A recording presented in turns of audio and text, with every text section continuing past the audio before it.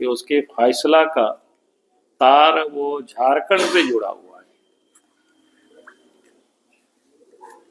और झारखंड से जुड़ा हुआ है तो उसमें कहीं ना कहीं हम भी उसमें से जुड़े हुए हैं। आप सबके जानकारी में है कि जब 2012 में राज्यसभा का चुनाव हो रहा था, और उस राज्यसभा के चुनाव में जो खरीद फरोख्त की दुकानें जो खुल गई थी,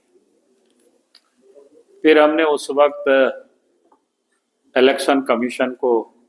लिखित में हमने शिकायत दर्ज की थी, और उसके बाद इलेक्शन कमीशन सक्रिय हुए, जिसको हेड कर रहे थे चीफ जस्टिस, यानी संविधान पीठ ने जो जजमेंट दिया है, फैसला दिया है, सुनाया है, वो अपने आप में ऐतिहासिक है।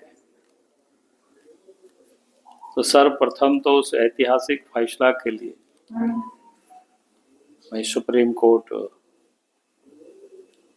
क्या कहते हैं संविधान पीठ को, उन्हें उस फैसला का मैं स्वागत करता हूं, क्योंकि आज मैंने इसलिए आप सब लोगों को यहाँ बुलाया कि उसके फैसला का तार वो झारखंड से जुड़ा हुआ है, और झारखंड से जुड़ा हुआ है तो उसमें कहीं ना कहीं हम भी उसमें से जुड़े हुए हैं।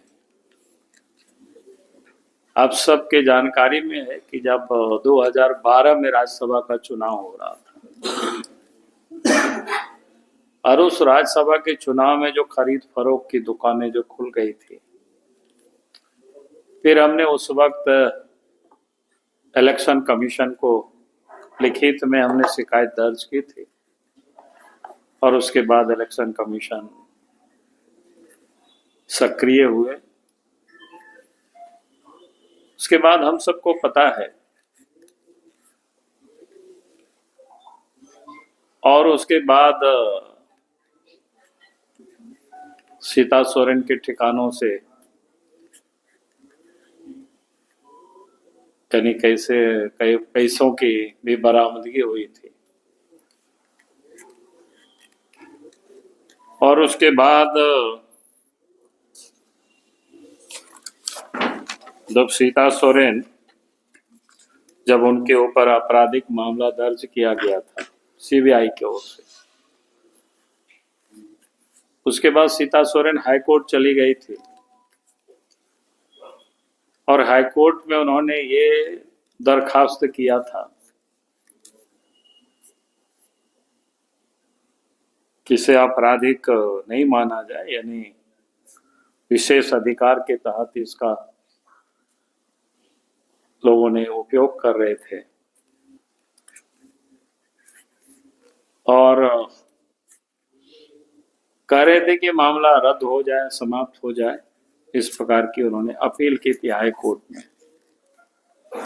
और उस समय हाई कोर्ट ने उनके अपील को खारिज कर दिया था,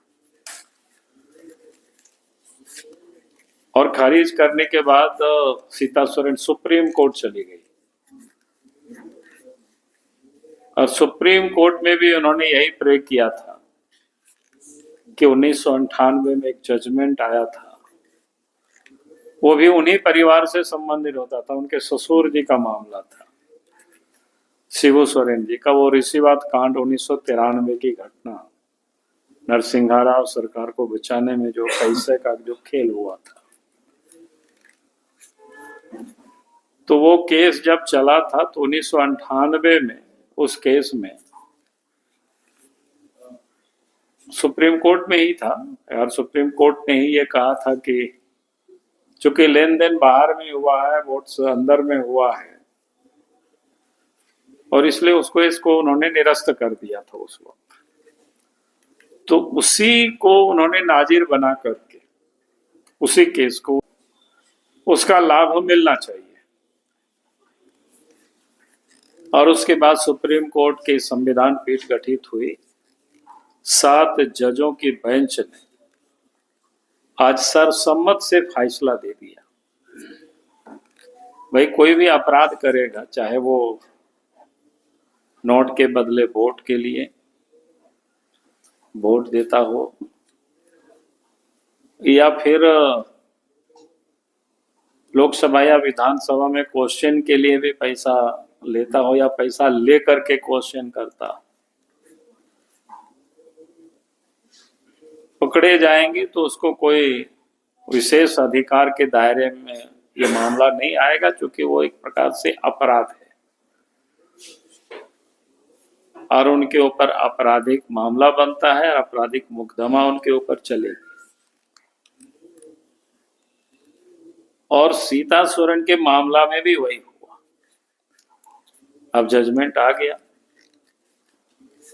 और मैंने इसलिए इस बात को यहां मैं कह रहा हूं, क्योंकि मैं बार बार कहता हूं कि भाई शिबू सोरेन जो परिवार है